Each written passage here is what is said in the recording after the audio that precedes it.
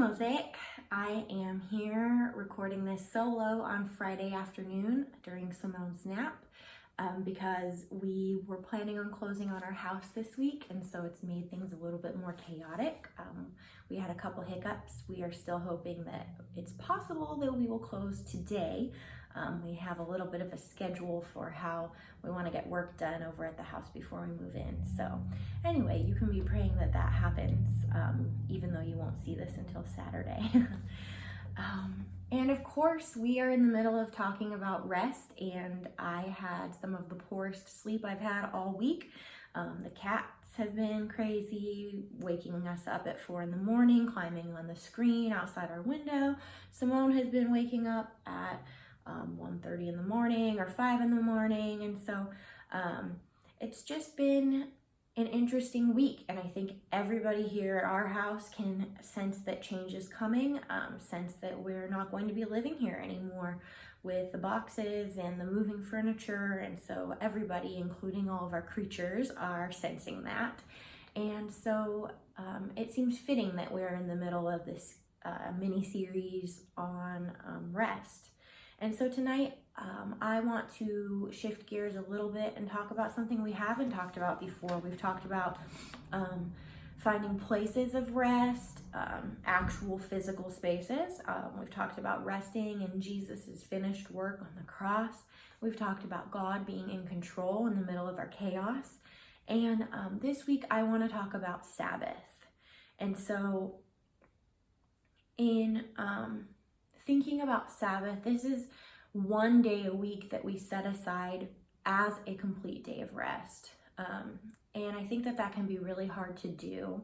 It can be hard when we are workaholics, when our lives are busy, when things just sort of bleed into one another. And so in Deuteronomy 5:15, Moses is sharing the 10 Commandments with the Israelites. This is the second time that we read the 10 Commandments in the Bible, and I'm reading out of the Christian Standard Bible tonight.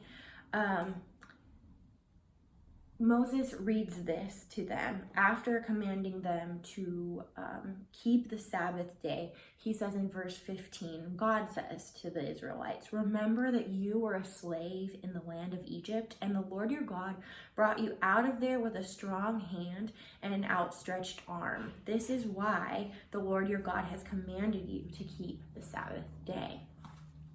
And so I think often when I consider the Sabbath, consider having a full day of rest, it sounds very restrictive, and it sounds almost crazy because of how scheduled our world is.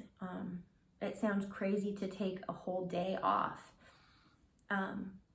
But God says here, in this context, the Israelites, they'd been enslaved in Egypt for hundreds of years.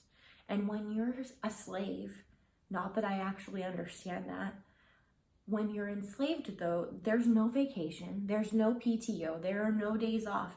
And so for God to command the Israelites to take a complete Sabbath, he's really saying this is a privilege. This is not a rigid restriction on you. This is a reminder that you used to be slaves. You used to have no time off, no freedom. And so Sabbath is really a symbol of your freedom. This is a way that you can celebrate and understand and recognize that you are not a slave.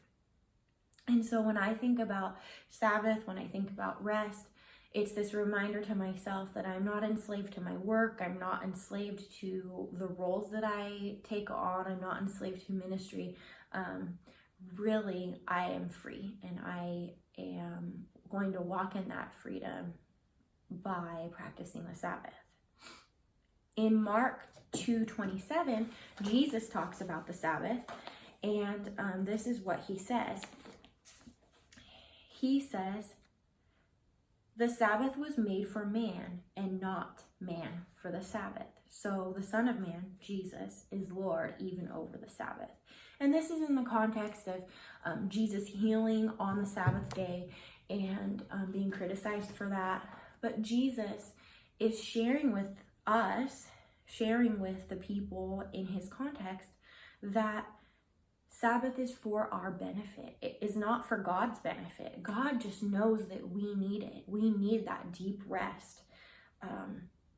And so the Sabbath was made for us. And so here are 3 tips or items to include in a Sabbath that I personally think are really great ways to sort of order your day, order your Sabbath day. 1, I think you should schedule some unscheduled time. Have some inactive time. Have some time that there's no to-do list, there's no agenda, there's nothing that has to be done. 2, I think that it's great to have some sort of leisure or playtime, time to do something that's enjoyable to you. And thirdly, time to contemplate and worship. I think about the Israelites being in Egypt, and one of the ways that they talked to Pharaoh about getting out of Egypt is by asking to go into the wilderness and to sacrifice to their God. They didn't have this regular time of being allowed to worship or pray or spend time with one another in community worshiping God. And so I think that having contemplation and worship as part of our Sabbath days is really important too. So those are the 3 things: unscheduled, inactive time, leisure and playtime, and contemplation and worship. And I've been thinking a lot about this. Simone's favorite book right now is Where the Wild Things Are. She loves reading it. It's one of the things that we do pretty much every single night before she goes to bed. And it's good that it's such a beautifully illustrated book and has such a fun kind of cadence to all of the words in it, because otherwise I think we'd be completely tired of it.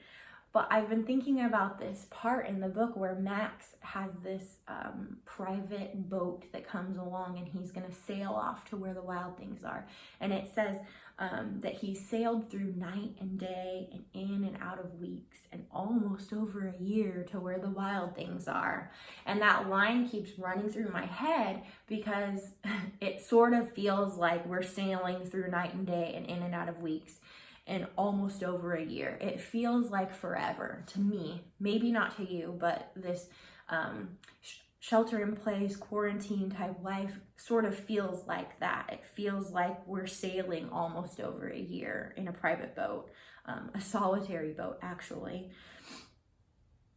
And all of the days are sort of blurring together for me. That changed in my life when I stopped working full-time and became a full-time stay-at-home parent.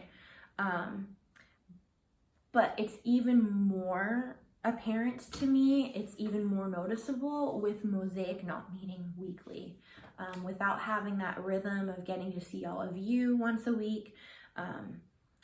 And so the days are blurring together, and it seems even more difficult, I think, to plan a Sabbath or to practice Sabbath.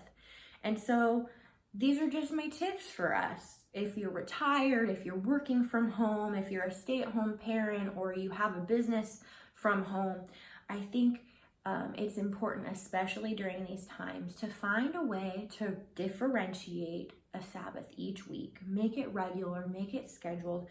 When our days are just bleeding together, let's do something, even though we can't meet together, even though we can't worship together in a physical space. Let's do something every single week to remind ourselves that we are not slaves, we are free, and Jesus has rescued us and given us truly the privilege to just practice downtime, practice leisure, and practice worship. I love you guys. Tyler and Simone say hello as well. We're really looking forward to meeting with you in person when that day comes.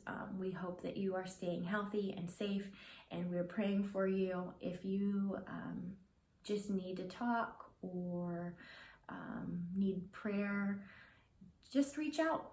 Reach out to us, reach out to each other, and we hope you have a good week. Love you guys.